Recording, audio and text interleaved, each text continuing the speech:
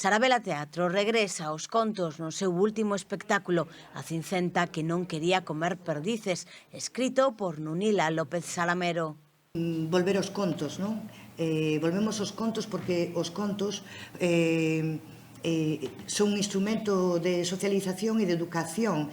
E neste caso, sistemáticamente educan ao redor da exaltación do amor romántico con plantexamento de relacións afectivas non equitativas, non iguais. E ao mesmo tempo nos preocupa. Sarabela sempre trata de manter un compromiso primeiro co teatro, pero tamén un compromiso comunitario. A obra falanos dunha moza perdida que pretende demostrar os falsos mitos ao redor do amor romántico, pondo en cuestión o papel que xogaron na historia os contos de fadas. A Cincenta, que non quería comer perdices, fala de temas tan de actualidade como a violencia de xénero, que segue sendo un problema entre os máis novos. Os datos de mulleres víctimas asasinadas neste 2024 son espeluznantes. A percepción que teñen os máis novos do que é o amor romántico e que os mitos ao redor da media laranxa, esas frases tan que pensábamos que xa estaban apartadas, non? Como quen ben te quere farate chorar, é ciumento porque te quere, e a percepción que teñen os máis mozos ao redor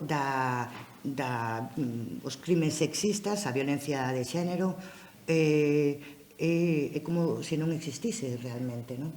E iso fai que nos interpela e fai que esta peza sexa para nós moi necesaria.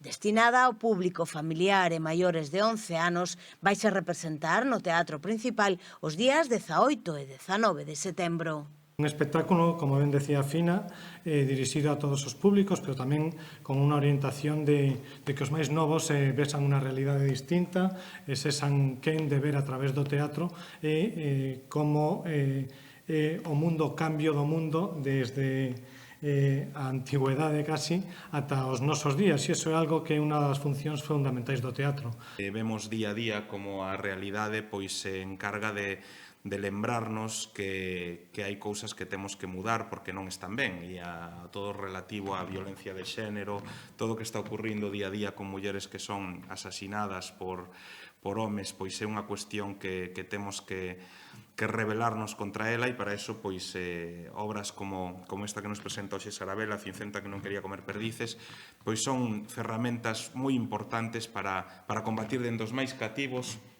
as actitudes tóxicas que acaban derivando neste tipo de consecuencias, non?